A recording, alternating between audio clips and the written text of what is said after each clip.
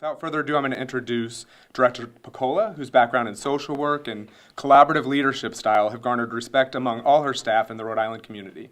Director Piccola.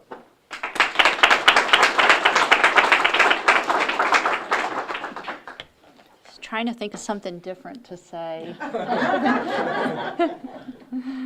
No, but thank you again. When I called Joanne and asked her if she would be willing to host here, she immediately said, of course. So thank you so much for that. And as somebody who's geographically challenged just in general, I like a challenge. So navigated with Kara, who's here. We found it, so we're good. So thank you again.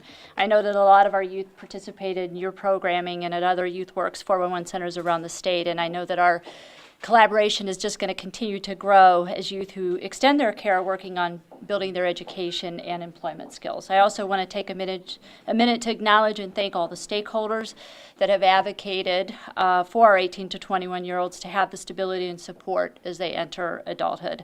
Representative Rosario and Senator Palma at the sides here have encouraged and supported me as we've moved in this direction, along with the advocates and providers at the forefront of this issue that predates me.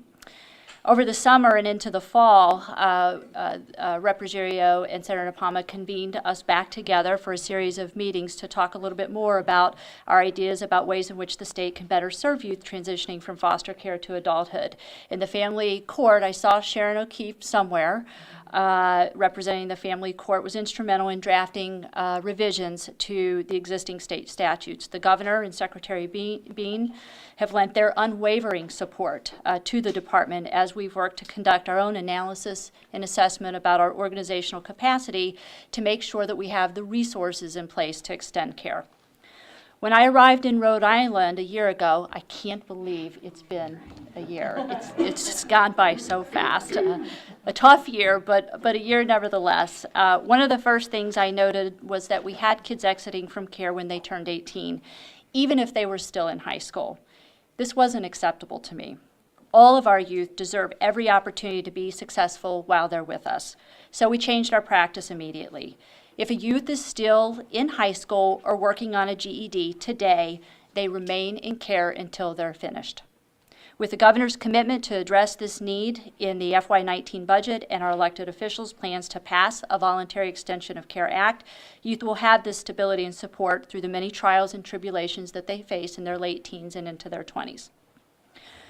Most importantly to me, this extension of care for our older youth is a reminder that all of our children and youth deserve to have a permanent, stable, and loving family who can provide the support and encouragement that they need. I remember the chief judge back in October at the public occurrence event, and he said it much better than I ever could.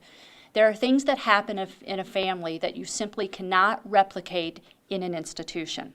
We don't want any of our youth leaving care from an institution. So while we recognize the need to support older youth who are now and in the near future moving into adulthood, we don't want any of our kids leaving without a permanent family. So shameless plug, the warning. If you've been contemplating, anybody who's listening or in the audience now, opening your home to a child, now is the time to come forward. Here in Rhode Island, we have an immediate need for 250 families for our youth who are currently in institutional care, but who could be better served in a family setting. We're hosting a new foster family weekend on March 9th, 10th, and 11th for up to 200 families. The goal is to help families navigate more quickly some of the licensing barriers that they face. We are excited to be piloting this new methodology and to learn more about this foster family weekend or to become a foster family in general. Call us 401-952-0262 or visit the website at dcyf.ri.gov/anchor. So thank you again for all the support for the extension of care.